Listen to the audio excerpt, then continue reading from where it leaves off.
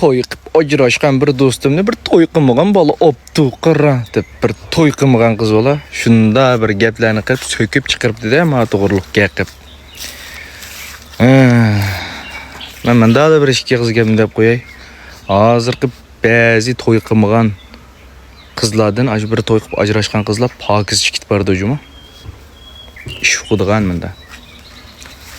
Shu deb chiqqan qiz bolami o'zingizning bir talati qarab yiqib, chiqqan biringizni qarab yiqib, anandek alalay, shalalay desangiz, men yo'lliq. Oy. Mushundali qarsa shu turvilib doqmishda baho paranglashadigan elliqi qizlarning o'zi lopsizlar shu. Qarama qilish shu. Men to'liq shurt qolmagancha aylanib bormayapmizmi? Piyoda mangim keldi aylanib. İşte bunun bilan paranjida bu yerdan kelganlar bilan. Men gap pek tekitib qolmasin. Az emas shu. So'ng o'zinglarni avvalgi bir qarab ete, meni kim oladi deb. Neda bir ilgirkin vijdoni yo'q. Yeb qacha, yeb yotadim biraz olmasaz, lana teppagan pulinglarni.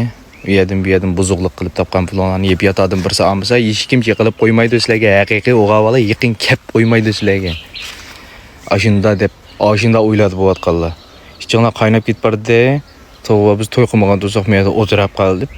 To'y qilib bir ajrashgan qizlarni ilyotdi. Amal yo'q. Holinglar shu, bazallaringlar hammasi emas. Ne yaxshi qizlar bor to'y qilmagan.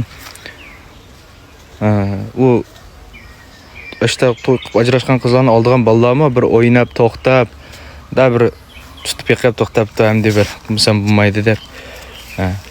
Özüm oynab kögeşke işini bulmaydı. Bo'ldi bundan ki kelgüsüme iyi deb. Baxtli qilaman deb ishni o'ylamay ajola ilavasa bir xil bo'lib qolmay sizlarning bir xil bo'lib qaqshab ketganinglar qiziq demaydi. Nandi meni siqib. Ta. Qo'qqidek bir ishlar bo'lyapti-da ishqim shu.